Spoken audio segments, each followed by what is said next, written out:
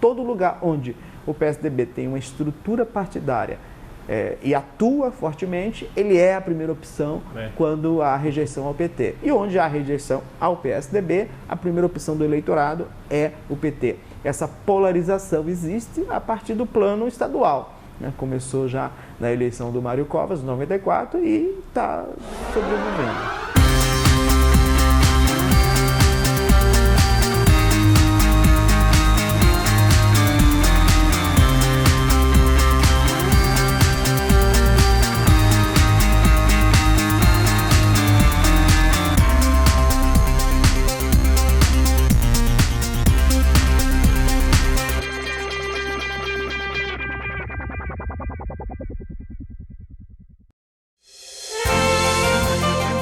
O programa A Gente em Destaque vai conversar hoje com o prefeito de Jacareí, Isaías Santana.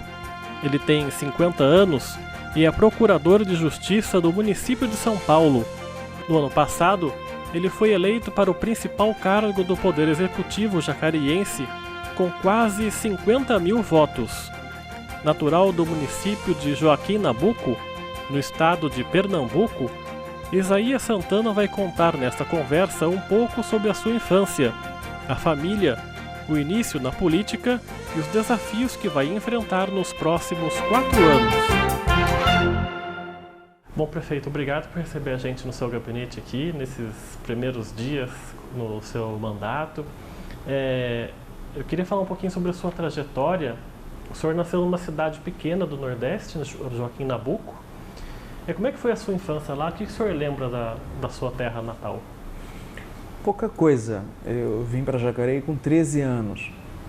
Mas o fato de minha mãe ser professora, lá no Nordeste existe a figura da professora leiga, que é uma professora que não tendo formação, mas dada a ausência de profissionais, as prefeituras acabam contratando.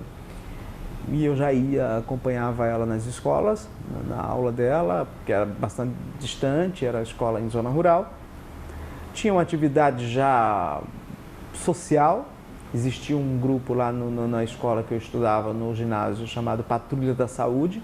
Os alunos recebiam orientação no posto médico e ia de casa em casa orientando, porque ela tem muito problema ainda de doenças típicas de cidades sem infraestrutura. E a gente passava orientações de saúde, orientações de cuidados. E o resto é brincadeira na praça, né? Muito pouca coisa. Na verdade, quando saímos de lá, não deixei muitos parentes, só uma sobrinha. Aí o contato, o retorno foi esporádico, não foi constante. Era uma cidade muito pequena e a família sua é uma família grande, né? Viemos todos, começou a vinda em 74, depois 76 e finalmente todos em 79. Ficou só uma sobrinha, que é filha da minha irmã mais velha falecida, que ficou com o pai e com as avós, com a avó paterna. O senhor não guarda muitas recordações da cidade mesmo, né, Joaquim Nabuco? Do aspecto físico, lembro bem, mas as amizades vão se perdendo, já se vão mais de 30 anos, né? E o contato desapareceu completamente hoje. Uma família de quantas pessoas, quantos irmãos o senhor tem? Vivos somos em 12, 39 sobrinhos. Nossa. E 10 sobrinhos netos. Por isso que o senhor falou na sua posse que não tinha como trazer os seus irmãos, porque senão ia encher a câmara de gente, né? Pois é, eu só podia convidar 8 pessoas. E sobre o Joaquim Nabuco mesmo, que eu falei antes da gravação de uma coincidência, no meio do ano passado eu comprei esse livro aqui, que é As Memórias de Joaquim Nabuco, e que eu até vou ofertar para o senhor isso depois da entrevista. O senhor chegou a estudar quem foi Joaquim Nabuco, sabe das histórias políticas também? Sim. No ginásio, em Pernambuco, o curso de História e de Geografia é regionalizado. Quer dizer, a ênfase é dada para o espaço geográfico que nós moramos, a cidade, o estado, as características da cidade e do estado, e também a história política administrativa do estado. Então, os vultos importantes da história de Pernambuco, a gente começa a estudar já na antiga quinta série. E Joaquim Nabuco foi um senador, um grande nome do final do Segundo Império, né? Um dos grandes abolicionistas, que teve o movimento pela proclamação da abolição da escravatura no Brasil. Depois foi embaixador, teve uma carreira diplomática, né, e entra na história brasileira como um dos grandes nomes do Segundo Império. À época nós vivíamos o regime parlamentarista, então os senadores e deputados federais tinham uma importância maior no contexto político, porque o governo era do parlamento e não do imperador Dom Pedro II. É em homenagem a ele, esse vulto histórico, senador do nosso estado, que a cidade se chama Joaquim Nabuco.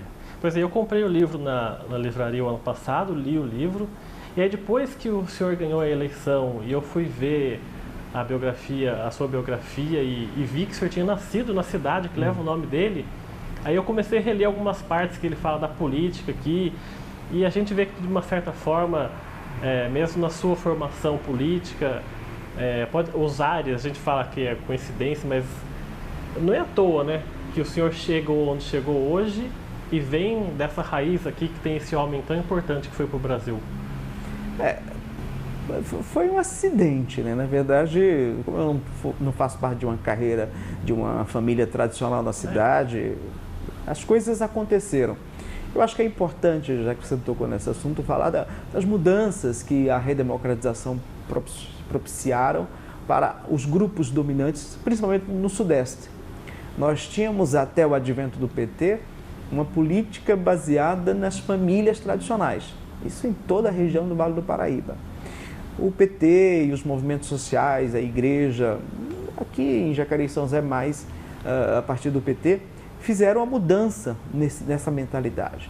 E a força das organizações sociais e a força dos partidos políticos substituiu a força das famílias, das organizações a partir das famílias tradicionais.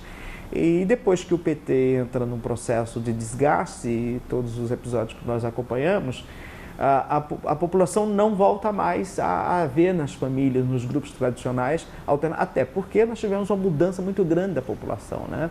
O crescimento industrial da região, famílias vindo de diversas regiões do país, morando aqui, acabou a influência política dos grupos familiares. E hoje, no estado de São Paulo, nós temos dois partidos que até a eleição passada faziam essa rivalidade. Então, todo lugar onde o PSDB tem uma estrutura partidária e atua fortemente, ele é a primeira opção quando há rejeição ao PT. E onde há rejeição ao PSDB, a primeira opção do eleitorado é o PT. Essa polarização existe a partir do plano estadual, né? Começou já na eleição do Mário Covas, em 94, e está sobrevivendo. Agora depois a gente volta para o assunto do Joaquim Nabuco, mas essa polarização, já que o senhor tocou nesse assunto, não é tão saudável, né, para a política brasileira, especialmente São Paulo, que é o maior estado. Ter só o PT e só o PSDB não é um pouco pobre? Não, porque é a opção do povo, né? E se algum grupo político se articular e convencer a população de que tem alternativa melhor, tem melhores quadros, tem melhores ideias, não há nenhuma dominação, porque nem hoje o PT nem o PSDB dominam os meios, dominam a classe política, dominam a imprensa, os movimentos sociais. Não há essa dominação. Se tivesse, seria prejudicial. A polarização em si é um fenômeno mundial. A Inglaterra, que é o país mais avançado em termos de democracia liberal, só tem duas opções há mais de 300 anos. Os Estados Unidos, desde 1800, também são duas opções. E mesmo lá tendo candidatura avulsa, candidatura independente, um monte de partidos, a possibilidade de grupos econômicos financiarem candidaturas, a eleição acaba sendo em duas opções, em dois partidos. Esse fenômeno é mundial, porque as pessoas sempre pensam de forma bipolar. Certo, errado, o justo, o injusto, o governo e a oposição. E o meio termo depende de desgastes dos dois que estão nesses polos. Se não houver um desgaste simultâneo dos dois que ocupam esse polo no espaço político local, não haverá meio termo nunca. E voltando a falar um pouco da sua família, quando vocês saem de Joaquim Nabuco, vêm direto para Jacareí? Se meu pai, sim, dois irmãos foram para São Paulo e depois vieram para Jacareí, mas meu pai veio direto para Jacareí. Por que Jacareí? Como é que ele chegou até aqui? Então, na década de 70, nós tivemos um crescimento grande das indústrias de manufatura, as tecelagens, e vão atrás de mão de obra. E o Nordeste sempre foi celeiro de mão de obra para o Sudeste. Aí, vindo a primeira família da cidade, acaba dizendo, olha, tem emprego aqui, e aí fica esse ciclo migratório. Eu me lembro que, à época, mais de 10 famílias de Joaquim Nabuco vieram para Jacareí. A maioria, inclusive, foi morar no Parque Santo Antônio, onde eu fui morar inicialmente.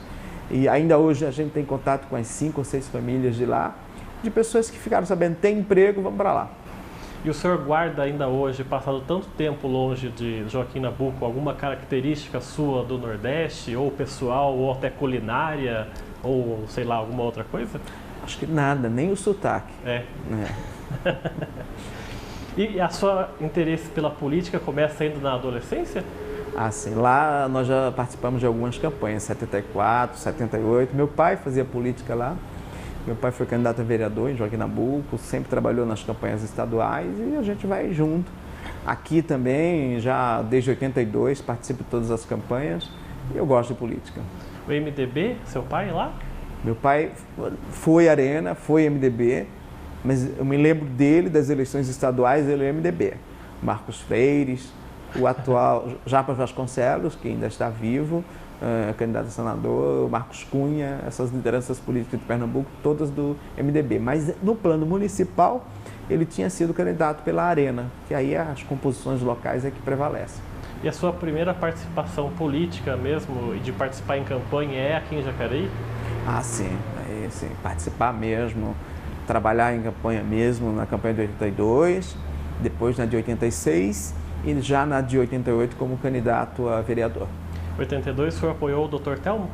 82 o Telmo, a chapa completa foi Mário Covas, deputado federal, Luiz Máximo estadual, Telmo prefeito, Didi Gaiola vereador, Severo Gomes senador e Franco Montoro governador. E que recordações o senhor tem daquele momento, que era um momento que 2 anos depois daquela campanha teve as diretas já. Então, aquele momento, o país estava já se preparando para alguma coisa que ia ser... Como é que foi aquela época para o senhor? Aquela campanha teve uma característica diferenciada no ponto de vista da legislação, que era o chamado voto vinculado. Então, na verdade, as pessoas queriam eleger Montoro. A partir daí, qualquer grupo que estivesse com Montoro teria aceitação popular. A campanha que eu fiz, basicamente, foi visitando 2 bairros, 2 regiões. A região do Parque Santo Antônio, e a região da Vila Aliança, Rua Aliança, Vila Formosa. Eu já morava na Vila Formosa nessa época, já não mais no Parque Santo Antônio, mas conhecia o parque inteiro. Então eu fiquei responsável por esses 2 bairros, fui de casa em casa apresentando os nossos candidatos, claro, pedindo voto mais para os candidatos da cidade, o Luiz Máximo, o Telmo e o Didi Gaiola, mas apresentando os outros do plano estadual. Foi uma época que Jacareí tinha 2 deputados, né? Era o Luiz Máximo e o Mala, que foi um pouco antes também, né? Isso. E como é que foi a campanha seguinte, de 86, aí para governador? Vocês apoiando o Orestes Quercia, se não me engano? Não, aí eu estava no PSB. Aí tinha mudado já. É isso. Fui para o PSB e fiz a campanha do Roger Ferreira e do Luiz Paulo Costa, aqui em Jacareí. Tínhamos alguns votos, um grupo pequeno de Jacareí se organizou para fundar o PSB. Eu já tinha dificuldade de entender, nessa época eu já estava... terminando o colegial, eu já não achava muito interessante estar no PMDB e uma posição ideológica mais próxima do socialismo, da social-democracia, eu optei pelo PSB. Fiquei no PSB de 86 a 89, quando o PSDB foi fundado.